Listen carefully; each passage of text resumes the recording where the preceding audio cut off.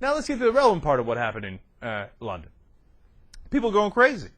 And there was these protesters of 4,000 anarchists, anti-capitalists, environmentalists. By the way, anti-capitalist is a new category. Now, I've heard of communists and Marxists and socialists and all other kind of ists, right? But these guys, they're not really sure. They're just pretty sure they're not in favor of capitalism. They're the anti-capitalists. All right, I'd get behind something else, a constructive solution. But we didn't have a lot of constructive solutions in what wound up being a really crazy scene in London. Some of the protesters were dressed up in bunny outfits. I don't know why, right? I don't know why bunnies are particularly anti-capitalist. So the one dude came in a black-clad outfit with a lightsaber. Thank God it wasn't a real lightsaber. And look, as you see in the pictures on theyoungturks.com, they're, smashed some windows. There was graffiti on the Royal Bank of Scotland. They wrote "class war" and "thieves," and they called it Financial Fool's Day.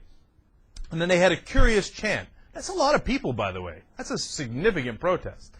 One of the chants was, abolish money. I'm not sure how that would work. That seems a little over the top, if you ask me. Look, if you're angry at the bankers, I'm in, man. I'm angry at the bankers.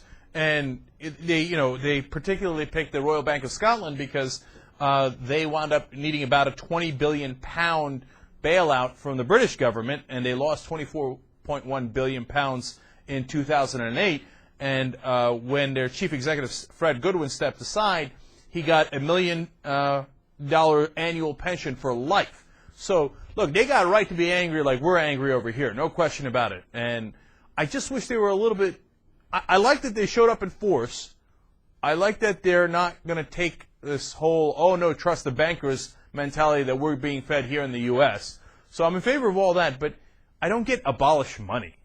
It seems like... And smashing the windows is stupid. That doesn't help your cause. It just makes you look like you're fringe and radical.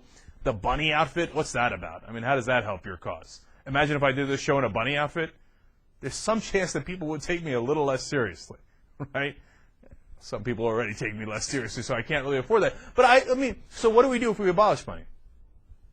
You know how, JR, the other day, somebody liked your keychain? So they're like, oh, I like your keychain. I will give you my left shoe for it. What do we do without the money? I mean, come on, guys. Come on. Just bring it down, man. I mean, those protests are at a 20. And, yeah, you need to be angry. Maybe you should be at an 8, right? Not a 2, but an 8. But you're at a 20, and it doesn't make any sense. Put away the bunny outfits. It's okay to have money. Come up with sensible regulations. Now, I know a crowd is not going to come up with sensible regulations. That's not their job. But maybe I'm asking for too much in asking them to have a sensible protest. But I would have preferred that. And then, of course, the bankers make it worse. Some jerks hanging out a window, upstairs where they're bunkered in.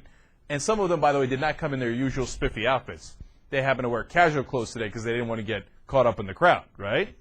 Funny how they do that. Anyway, some of the jerks leaned outside the window and they started flashing like 10-pound notes. They're like, ha ha, we're richer than you. You want this.